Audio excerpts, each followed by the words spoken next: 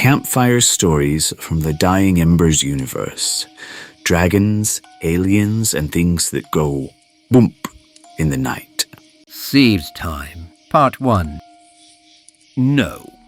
Cadence stared down at the yellow pencil held in the work rough in hand. She glanced up at the wrinkled face with its thick mustache and faintly amused smile. She returned the smile uneasily and shifted in the creaking rolling chair. One wheel was permanently stiff and had been for as long as anyone in the office could remember. "This is hazing?" she asked, her eyes flicking between the pencil and the worn leather tome her supervisor had set down on top of the keyboard. The man chuckled and shook his head, holding out the pencil again. "I just spent 2 semesters training on those newfangled machines," she said, pointing to the blocky devices that sat in a row on the counter. "At the park's request and expense, I might add. We've been running those noisy, polluting generators for 3 days to keep them functional. You can't be serious." "Serious as a household," he said. "Park policy. No reports of the honk cat get recorded electronically. You write your report in pencil on notebook paper. Have someone else edit it.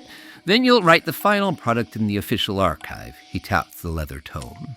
"When you're done with this, put it back in the annotated marked for archives. If you have trouble finding it, ask Grimes. He knows where everything is."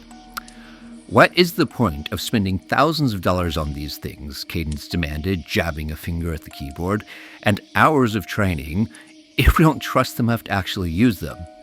"The park didn't spend $1 on them," her supervisor said with a chuckle. "Didn't even ask for them. The Air Force Base got new and better ones and decided to donate them. The super's a friend to the general from way back. So they dumped them on us." "I could just type it up and print it out," Cadence pointed out. "No," the man said again, more firmly this time. There was a muted thump as someone forced the outer door open, and his attention visibly shifted away from Cadence. "This can't be the most efficient use of my time," Cadence grumbled. "Surely we can get archival quality printer paper. There are," he hesitated, glancing around and lowering his voice, "other reasons we don't want this information on those fancy electric things. All you need to know is that it's park policy." Cadence glanced up at him sharply, but he only gave her a rueful grin. "Hey, how many folks in the National Park System can say they've participated in a genuine government conspiracy?" he asked as he turned and drops the pencil on the desk. "Nothing about this goes on the computer. Remember to burn your scratch paper when you're done." Cadence scrambled to catch the pencil as he strode off to greet the dust and grime-covered woman who had entered humming a jaunty tune. "Thomas!" he called out in a baritone. "Seed heads, we've been over this." Cadence held the pencil and frowned thoughtfully at it. Before she pulled the small waterproof field notebook out of a breast pocket of her gray uniform shirt and opened it to the page marked with a pointed leaf that was turning to brown in spots. Scratched out in pencil were the notes she had taken on her days off. UPS, North NW of PPC, 0706, 5 a.m., GLW, Cougar paw print measured 6 a.m., 4K by 3.5K. She pulled a sheet of notebook paper towards her and began writing. She paused halfway through and frowned down at what she had, then got up to the protest of the rolling chair and walked over to the wooden file cabinet when the documentation paperwork was kept. With some effort, she got the old drawer open and pulled out a time-stained document, the template they had been taught to use when filling out wildlife reports. She set it down beside her own efforts and began again. She paused to check the map on the wall. Wildlife observation by biological science technician Cadence Pernicke. Cougar. She paused and reached for the mammal identification book. Puma Kong color. Identifying marks, rounded ears, cat-like face. Cadence nibbled idly on the end of the pencil as she debated if there was a better, more scientific way to say looked like a cat, but decided there wasn't. Solid color.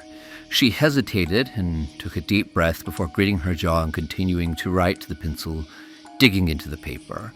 Of a glowing silver as of starlight. Long thick tail, cat-like gait when walking. Observed July 6, 1974, 0500 hours. Elkhorn National Park, southeast flank of... She reached for a map again to remind herself how to spell the odd name of the mountain. Shriner Peak, on a slope northwest of the headwaters of Pinecone Creek. She's scratched that out and separated the words pine and cone. Pinecone Creek. Bard has led his pool of outcast warriors across the stars to this strange blue planet with its cold, nearly dead surface. For years, they clung to each other in the magma caverns, only going to the surface to humor the curiosity of their hosts, until the day a young alien wandered into Bard's song and resonated with him, and gave his pool a hope of something more. Now, a dark threat from Bard's homeworld threatens the fragile connection he has formed with this alien family, and the stars sing of war. To get your copy of Hidden Fires, available only on Indiegogo this October 2024. Check out the link below the video, like, subscribe, and share.